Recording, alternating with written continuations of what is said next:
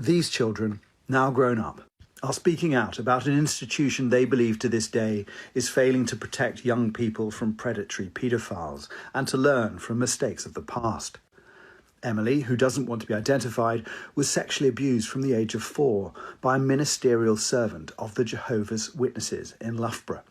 Aged 8, she reported it to church elders, those in charge of governing and disciplining the congregation. At that point, I had a conversation. I was very young and sort of said, I don't like the way he touches me.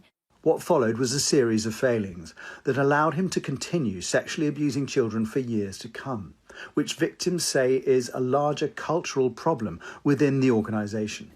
There was a phrase they used a lot, which is liars will not inherit God's kingdom, which is basically saying you're going to die at Armageddon because you're a liar.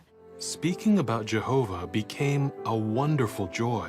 Jehovah's Witnesses have a gentle image of those spreading the faith, but believe that only they will be saved from imminent Armageddon, as depicted here in their literature.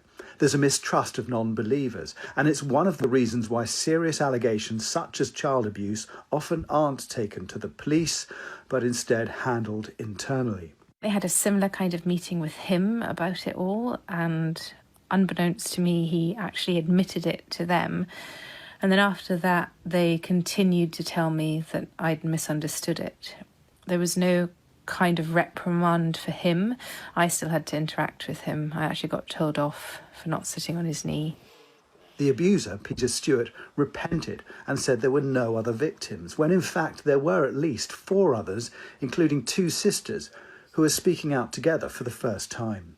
Because they believed him, he was allowed to continue in the congregation, and my abuse and my sister's abuse was allowed to continue. Amelia didn't report her abuse until after he'd been jailed for abusing 2 other children. When he came out of prison, she tried to stop him rejoining the congregation. Well, they decided that they didn't believe me because I didn't have a credible second witness, because they have obviously the 2-witness rule. Within the Jehovah's Witness Church, yes, a second person has to have seen what happened. They do, and it's not just the 2-witness rule. The second witness has to be a credible witness. And at this point, your sister is the other witness, is that right? That's correct, yes. Rachel, the elder sister who was abused first, wishes she'd spoken out sooner. I wanted to protect her, I just wanted her. She was amazing to me, And what, you felt like you'd let her down because you hadn't raised what was happening to you? Yeah. I always thought that if I'd have said that first time, if I'd have spoken out that first time when he'd kissed me, it wouldn't have happened to her. Peter Stewart did apologise for the abuse in this letter to the girl's mother, but even then their testimony was not trusted. I mean, from everything you're saying to me, it sounds like the weight and gravitas of a known child sex offender is worth more than that of 3 women. Yes. Amelia successfully sued the organisation for failing to protect her. Rachel says they both could have been saved years of pain. Had they have taken note of that child that he admitted to, it wouldn't have... It just wouldn't...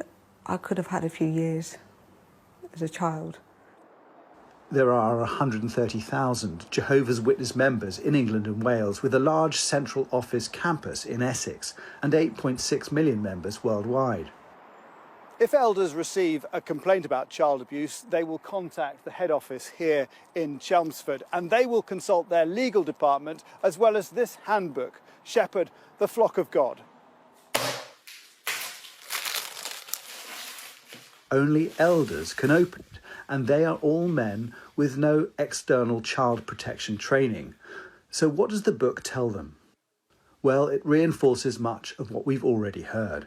Eyewitnesses, there must be 2 or 3 eyewitnesses, not just people repeating hearsay.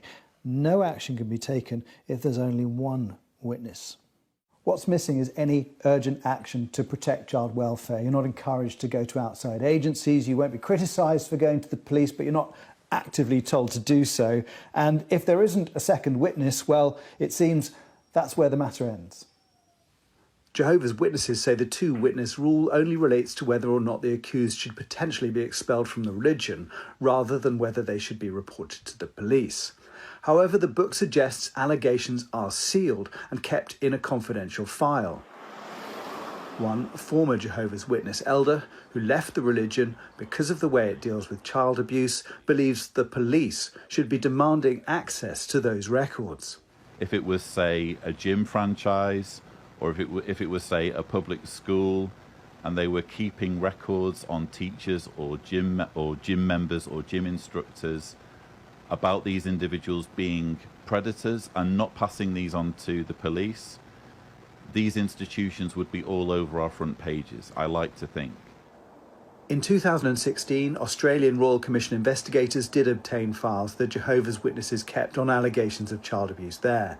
They found of 1,006 alleged sexual abusers, none had been reported to the police. Jehovah's Witnesses say any records they keep are for the purposes of protecting children. Lacey Jones was abused from the age of 10 for over a decade by an elder in the congregation in the West Midlands. When confronted in